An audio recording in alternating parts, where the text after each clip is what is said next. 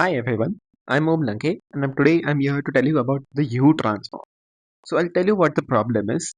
So as we can see, Tesla, Waymo, every lane keeping system you can see on a car, it has been made after 2015 or it runs a version of what I'm about to show you now. Before neural network era, this is the single algorithm that was the backbone of road detection in autonomous vehicles.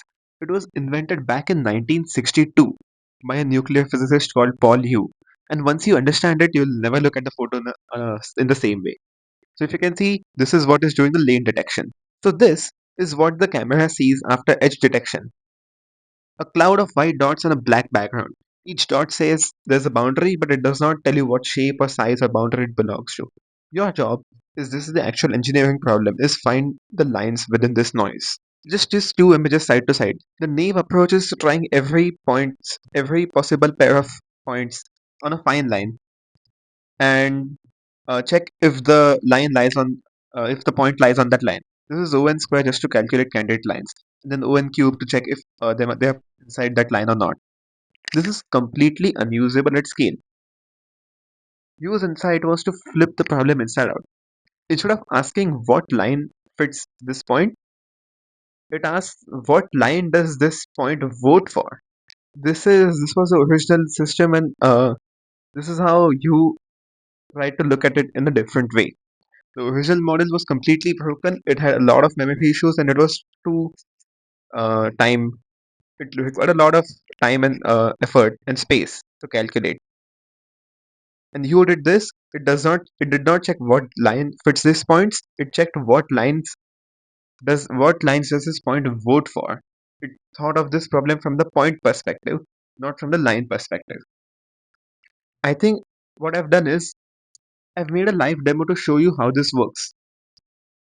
So let's say I have an image in this space. This is my space where I can have a point. Let's say this is my point. What this does is it generates a wave for this point. Now, every point in this wave represents one possible line going through that edge point. What happens when I add another point? This is the second point. Now I have two possible curvatures representing each point's individual answer to the question, which line am I on? Now, where do these points intersect? They intersect here. This is the point where, now if I change the vote threshold to 2, where they intersect, this point in this parameter space defines a line. Now, because I have kept the radius of this point to be quite large, we can see that three of these lines are potentially going through it. If I put the threshold back to 3 votes and I add a third point, now we can see that these 3 points meet at this spot. That's a peak, that's a vote. All points that belong to the same line vote for this coordinate. We have to just find the peaks in an accumulator and we have found the lines. If I keep adding more points to this line, it will keep refining this single. So now what I have done is, since there are so many points voting for the single line, the other lines have been discarded. So let's go back to this PPT. As we can see here,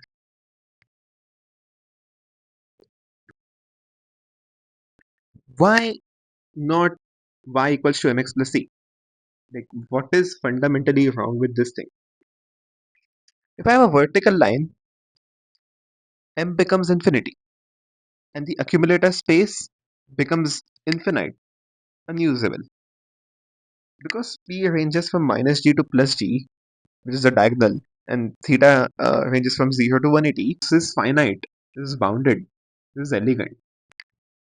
So what this helps is, now I have a bounded space in which I can find this solution in. And I can change my voting threshold. Now if I see that if after 6 points, if I need 7 points to vote, I don't have 7 points to vote for this line, and that's why there is no line. If I add the 7th point, I'll get a line again. And that this is all because there's single voting, all the possible lines we can see. I've also made a demo mode to show you what a real world implication of this solution could be. Like as we saw in the video, this is an image of a road. And as we can see, there are these lines which mark the lanes. After some edge detection, we find that these are the points which uh, arise in this whole image. And after we apply some filtering and processing, and then we apply the U lines detection algorithm, this is what my algorithm actually ended up on. It showed me that these are the this is very likely where this lanes exist. Now, since this was a very random image and my algorithm is not as clean as it should be, I've not done a lot of image processing. That is why I'm getting multiple lines here. But this actually works. The same logic can also be extended to circles. Now, if we see, this is where a circle would be. It is at the edge of this point.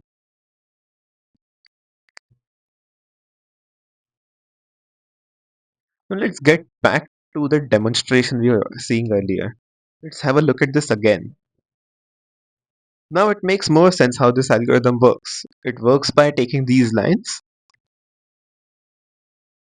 making a voting out of them, and then finding the consensus where the points arrive. And that is how you actually detect lanes in a self-driving car.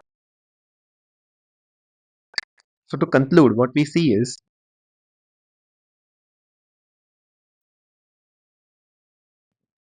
one point is one line. It's one possibility, infinite possibility of lines. It's a wave. 2 points is one agreement, is where they meet. That consensus matters. And when we have multiple consensus, they meet at the same point. They have the uh, in- same convergence. That is how we figure out if this point is collinear or not. If these points are collinear or not. Now, in a nutshell, how this works is we take the image space and the xy, we cast it via p and theta. We take the sine wave, we intersect them, and then we take the peak of accumulation, voting peak, extract, and then take it back to the image, and then that is how we get the line. Conclude, one point is one sine curve, collinear points constant curves intersect. The peak is the line. Thank you.